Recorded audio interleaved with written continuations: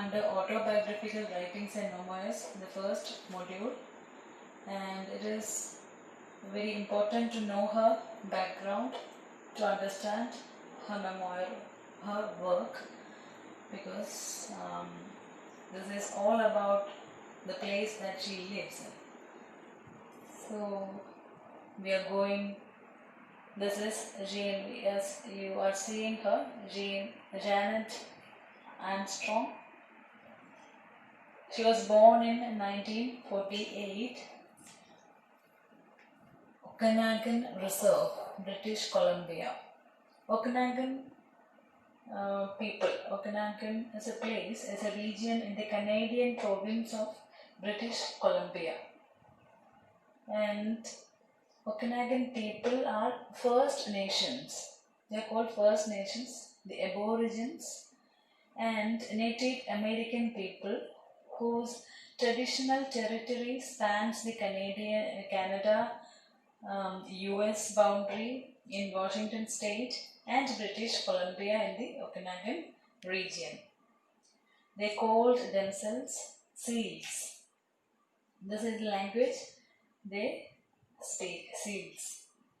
So in 1811, during those period, the first known nations came into Okanagan Valley in the form of fur trading, and then we can imagine what all things happened. Their traditions, their culture, their life has started changing.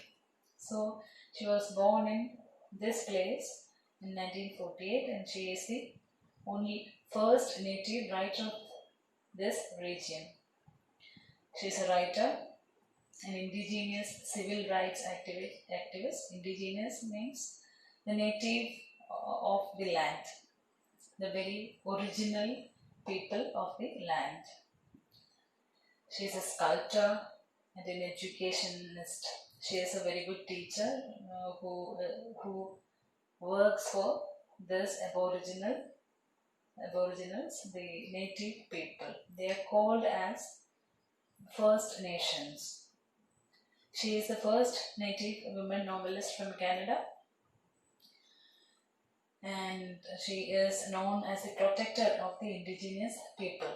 And all her teachings, all her campaigns, her life has been an endless campaign wherein she strived to alter the deep-rooted prejudices and wrong notions associated with Aboriginal people. So we know these native people, like they are very marginalized section of people, like we have our Adivasis, or in this time also we have seen many students of those regions are excluded from education as they are not aware of online education.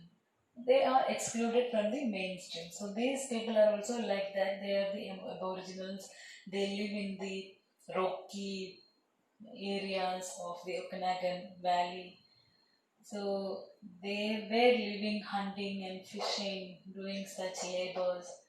They gradually got education, but it was the end of their culture. So that tensions are there, and they have their own belief systems. They have their own prejudices, blind beliefs. So she is campaigning to take away all those deep-rooted beliefs, blind beliefs and prejudices among these people.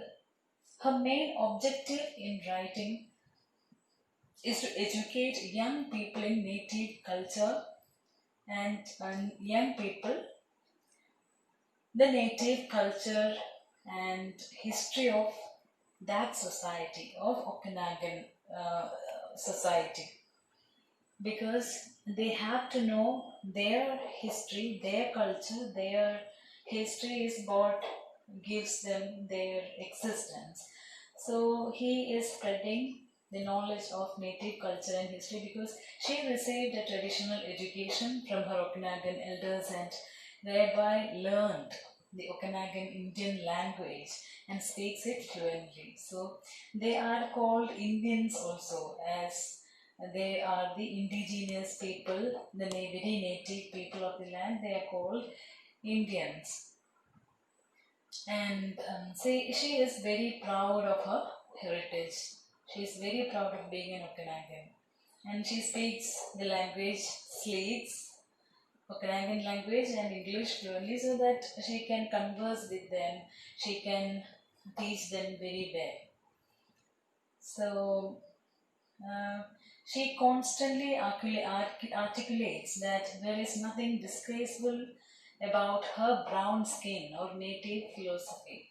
So this happens every time when Britishers come, when they start educating the other state. They try to inject their belief system, their religion, their culture. So gradually they impart a feel of inferiority among the original people there. The original aboriginal people start thinking that they are inferior to the white people who are there for business, and gradually these people become the laborers of those who came to control them, or those who came to do business in their land, like what happens in India. So there is this very complex inside them that their culture is not good, their heritage, history is not good.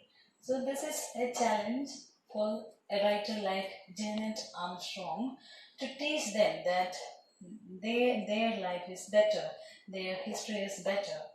And she condemns this Western philosophers and their educational objectives, which only serve to alienate the Indians from their indigenous self. So their education is always making an image that we are inferior. So like we all look into the developed countries because we appreciate, we think that they are the best, and we tend to forget our culture, our history, and we feel that it is bad. So these are what she talked about her writings. If we can connect at the honest level between people, between individuals, between sexes, races, or classes, that is what's gonna make a difference and bring about the healing we human beings have to bring us closer. It's not going to be politics that will connect people. To touch and understand one another is to bridge our differences. So, according to her, all differences like sexes, gender differences, female, male, races, the color, so, and we are discussing the racial prejudices of America. Just weeks back, we have seen a black man killed by a white policeman. So that racial differences are there. So when we try to learn, we try to accept the differences. It is not through a political environment that we are going to change, but we have to connect with people.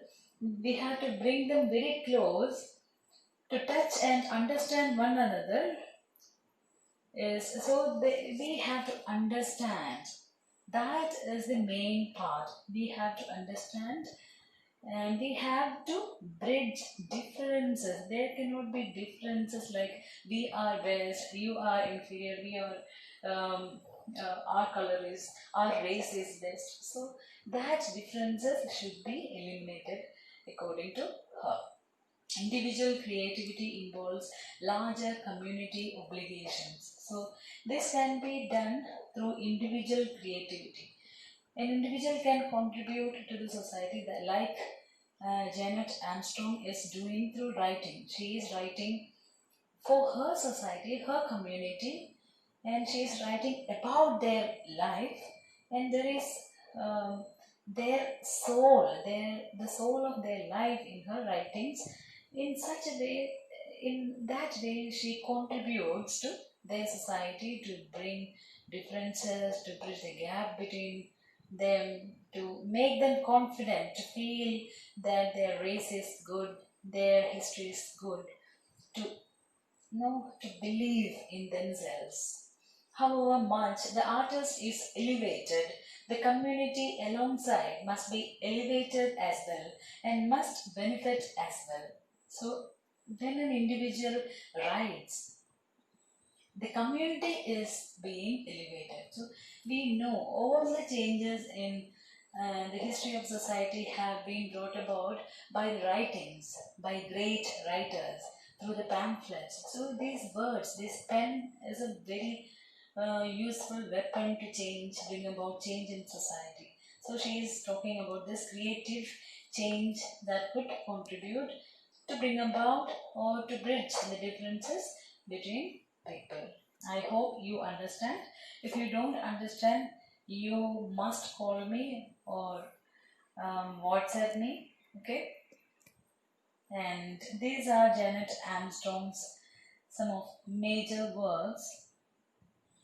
Her first book was children's books that she wrote during her 1980s. This is Walk in Water and Nikna and Chimay. This is Leek's language, their Okanagan language. 1983. The first and very famous novel, for which she is praised for, is Slash. She wrote it in 1985, and another Breath Tracks. These are a collection of poetry, 1991, and All My Relations, an anthology of contemporary Canadian native fiction, Whispering in Shadows. These are short story collections. And the native creative process. This is about art and culture, the art of Aboriginal people. And in Land Speaking, she addresses how land and the Okanagan language influence her writing. So her writing is what Okanagan Valley is all about. So this is very important. Okanagan is a region which its border is shared with America, and also it is in the British Columbia. So that influence must be there, and these people, it is said that they were there 12,000 years ago, very very long years ago, and now they are very few in number, very few in number. So this is their major problem, their prestigious issue, to keep up their culture, not to completely extinct.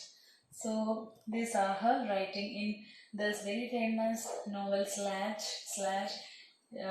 She explores the history of the North American Indian protest movement. So they started protesting about their life being lost in the amidst this colonization, this business men, through the critical perspective of central character. So the central character in this novel is Tommy Kalasket, and he actually renamed himself as Slash, and he is in an assimilationist schools which were run by Christian missionaries, various missionaries, and they of course will try to impart their own religious ideas, and this really affected the emotions of these people. So this Tommy was affected by the conflict that his race is inferior to these educated people. But back in the family, he is encouraged by them or to be proud of his Okanagan heritage, and he becomes an activist for Aboriginal rights. That is the novel Slash is all about. So this is Janet Armstrong, and I Stand With You Against Disorder is an article which came in yesmagazine.org, posted by Jeanette Armstrong on November 8, 2005. This article was adapted from Paradigm Wars, Indigenous Peoples' Resistance to Economic Globalization, edited by Jerry Manter and Victoria Tolley Corpus. And in this article, Armstrong points out the destructive effects of global economy. And in India also we know how global economy affected the poor farmers and how they were forced to commit suicide. Every time whatever happens, the very farmers are the victims. She declares her unflinching loyalty to the Okanagan community and all other similar indigenous tribes who are compelled to become cheap labor force and face the threat of dispossession, becoming victims of privatization of land and thoughtless exploitation of resources. We are witnessing it every day. Look at the Adivasis of us. They are ruthless. Their own land is not theirs. It belongs to the government, and it is not theirs, and they don't belong to the outside world also, and they don't know what and they're forced to do the jobs given by the multinational companies, like securities in a company or cleaning staff in a big companies. So these are what they have taken. They lost their integrity, they lost their life in the process of modernization or civilization or globalization, liberalization, whatever we call it. The people lost their culture and life. The westernization of undeveloped culture is only a cunning pretext to generate new markets. Every time a forest is taken aback by a multi-million businessman in the name of development, he is doing a market of his own, and the people are compelled to forcefully they are going into poverty. The Okanagans also, their lives are also like that. And they, according to Armstrong, are people who promote bio-regionally self-sufficient economies and the knowledge that the total community must be engaged in order to attain sustainability. So these people sustain through hunting, through fishing, and they change, they migrate among the places of Okanagan according to seasons. So when it is winter, they go to a different place. When it is summer, they come to the mountains again and they start living there in their own. They are all self-sufficient. That has lost with the coming of another market there. The objective of this article is her declaration of solidarity against the violence of cultural imperialism. How the culture has been taken by the outside people. She aspires to alter the prevalent paradigms of development and progress by joining hands with the Okanagans. According to her, if one needs to develop a place, the people there must be aware of that change. They must take the consent of those people. Look at the Okanagan Valley, how beautiful it is. So this is a place exploited by many outsiders, and these aboriginals are now a very small group of people on the verge of losing their culture, their history, and Canada had to provide some aboriginal pass for them to go to different places. So such an extinct species they are going to become. So this is a very serious issue, and Armstrong is doing a very a positive, you know, a great job for her community. And this is the map. You can see USA border, Canada, and how this is 4 hours drive, 15 minutes flight to Vancouver, British Columbia, Alberta, USA border. So this land is being exploited by the others. We will study it in detail in the text that we are going to study, that is, I stand with you against the disorder. So some disorders have happened and she affirms her support to her community, that she will be there whatever happens to them. So I stop here. Any doubts? If you have any doubt in this is only just an introduction of the author. You must call me or WhatsApp you. We have a group. You can ask anything. We'll start. I'll send the link of the text from maybe tomorrow. And thank you so much for listening. See you in the next class. Bye. Take care.